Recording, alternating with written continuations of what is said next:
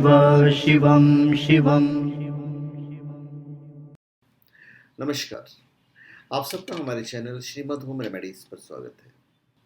इस वीडियो में हम आपको बताने जा रहे हैं कि जब हम पूजा कर रहे हो तो हमारे आंखों में कभी कभी आंसू आ जाते हैं,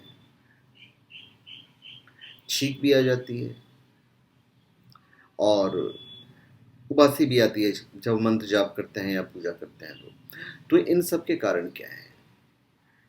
देखिए, हमारे आंखों में जो आंसू हैं वो दो ही समय में आते हैं, एक गम में और एक खुशी में।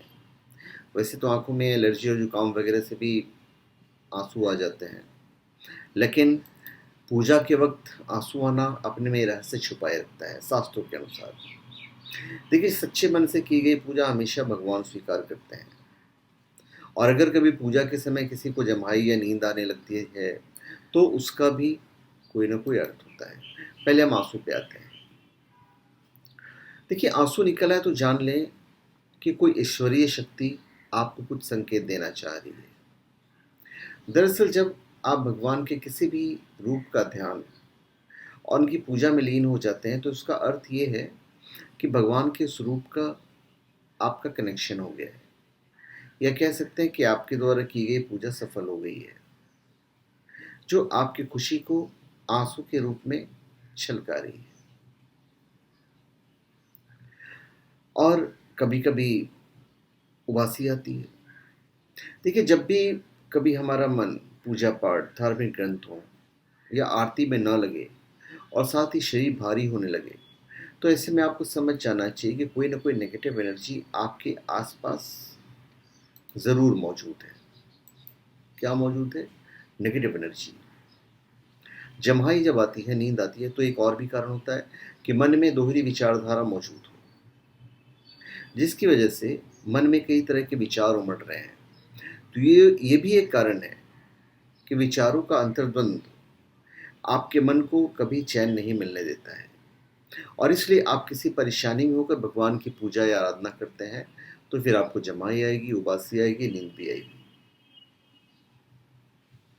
और आंसू आना तो ऐसे भी बहुत अच्छी बात है, समझ लीजिए आपका पूजा सक्सेस हो गया है। और उबासी का एक कारण नकारात्मकता भी होती है। तो कोई ना कोई जब नेगेटिव एनर्जी, तो आप पूरी तरह से भगवान को कॉन्सेंट्रेट कीजिए। अब एक बात आती है भाई, छींक आ जाना। हर इंसान छींकता है और छींक आना बहुत ज़रूरी भी है, क्योंकि हमारे शरीर से गंदगी को बाहर निकाल देता है। तो देखा जाए तो किसी भी काम को करने से पहले अगर किसी को छींक आ जाती है तो उसे हम शुभ कहते हैं या तो अशुभ बैठ कहते हैं कि भाई ये शुभ हो गया या अशुभ हो गया।